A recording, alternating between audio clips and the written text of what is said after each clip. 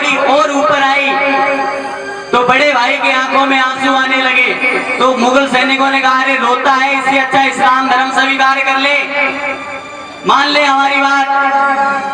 बड़ा भाई बोला, मूर्खों, मैं इस बात पे नहीं रो रहा हूं कि मेरे प्राणों को आहूत किया जा रहा है, मैं इस बात पे रो रहा हूं कि मेरा छोटा भाई 2 साल बाद दुनिया में आया, लेकिन मातृभूमि पे मेरे से 2 साल मेरे से पहले फिदा होने जा रहा है, इसलिए मेरी आंखों में आंसू आ रहे।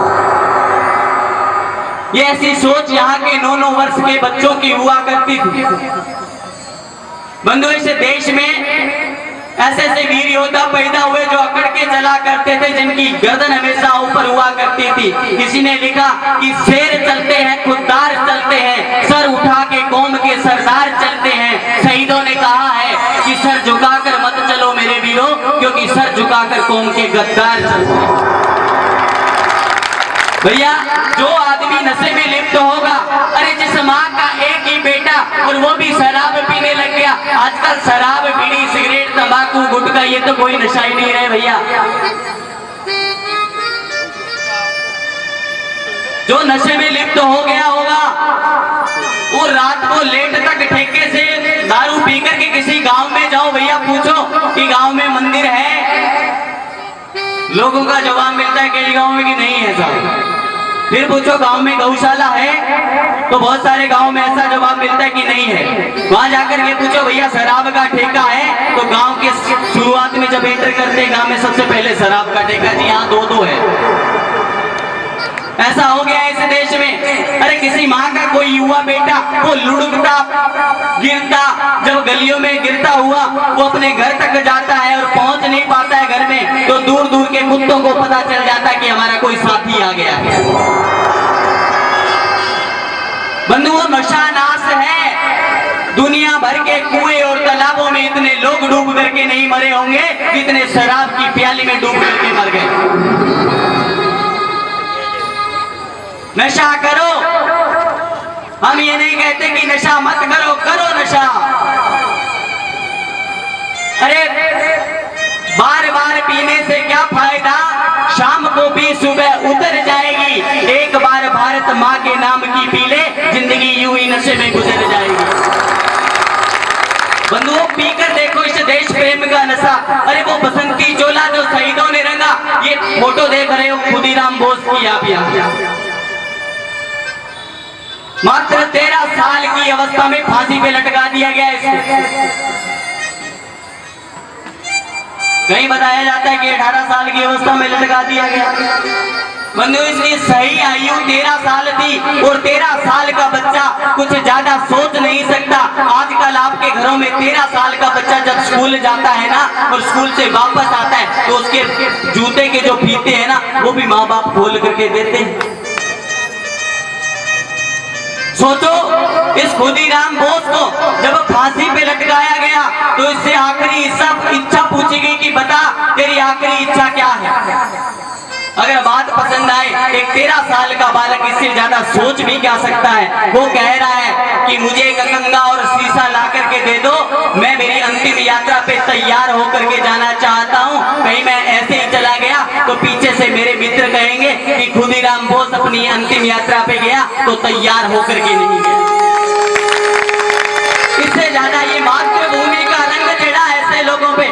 भैया राम राम करो, माला लेकर के कोई मना नहीं करता, कृष्ण कृष्ण करो, माला लेकर के कोई मना नहीं करता, लेकिन इस बात की कोई गारंटी नहीं है कि राम मिलेंगे या नहीं मिलेंगे, कृष्ण मिलेंगे या नहीं मिलेंगे, कोई गारंटी नहीं है। जन्मों लग जाएंगे, लेकिन भगवान श्री कृष्ण ने जब कुरुक्षेत्र का युद्ध वो लड़ा गया तो भगवान ने कहा कि इस युद्ध के अंदर जितने लोग मारे गए हैं, जो धर्म और अधर्म के पक्ष से लड़े हैं, उन सब वीरों को मेरा निज धाम प्राप्त होगा, उनको मैं मोक्ष प्रदान करूंगा।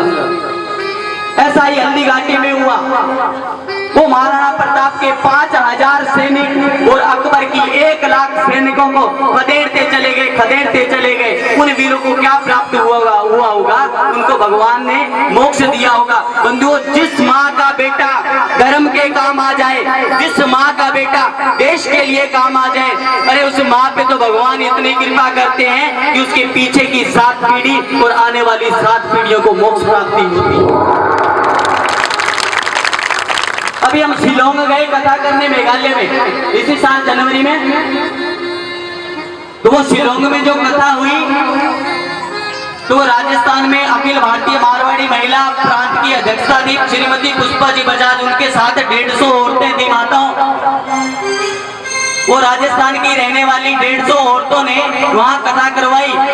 और वो भारत का एक अलग सा हिस्सा जहां बांग्लादेशी लोग रहते हैं, जहां पे बांग्लादेशी घुसपैठिए आए दिन अत्याचार करते हैं, ऐसी जगह हमारी राष्ट्रीय कथा हुई। और राष्ट्रीय कथा को सुनने के लिए वहां के मंत्री लोग और वहां के एमएलए एमपी सारे लोग अफसर लोग सारे एक जगह बैठ कर के कथा को सुन रहे थे। तो वहीं पे एक ईसाई दंपत्ति आए हुए थे, एक ईसाई पति पत्नी वहां आए हुए थे। उनको हिंदी समझ में नहीं आती थी। उनका एक बेटा था जिसका नाम था कैप्टन नोंगरूम। वो बेटा जब कारगिल का युद्ध हुआ तो घर से निकला था लेकिन लौट करके घर पे नहीं आया। तो जरा सोचो, एक माँ बाप का इकलौता बेटा जो घर से निकल जाए और घर पे जब वापस आए तो उसकी डेड बॉडी आए, क्या बीते उस माँ बाप पर। और वो माँ बाप जब हमारी राष्ट्रीय कथा में आए और जैसे यहाँ भारत माता की आरती की गई, ठीक वैसे वो भारत माता की आरती कर रहे थे। तो जब आरती उतारी जा रही थी तो उस कैप्टन नोंगरूम के बाप ने रुमाल निकाला, सर पे रखा, जूते बाहर उतारे और दोनों दंपतियों ने आकर के भारत माँ की आरती की। जब भारत माँ की आरती कर रहे थे तो दोनों की आंखों से आंसू लबालब बहते जा रहे।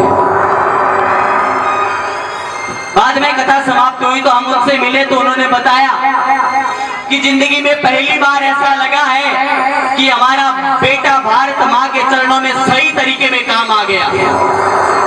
पहली बार गर्व से सीना तोड़ा हुआ है कि हमारे बेटे को याद करने के लिए उत्तर भारत से कोई इस पूर्वी भारत में आ सकता है।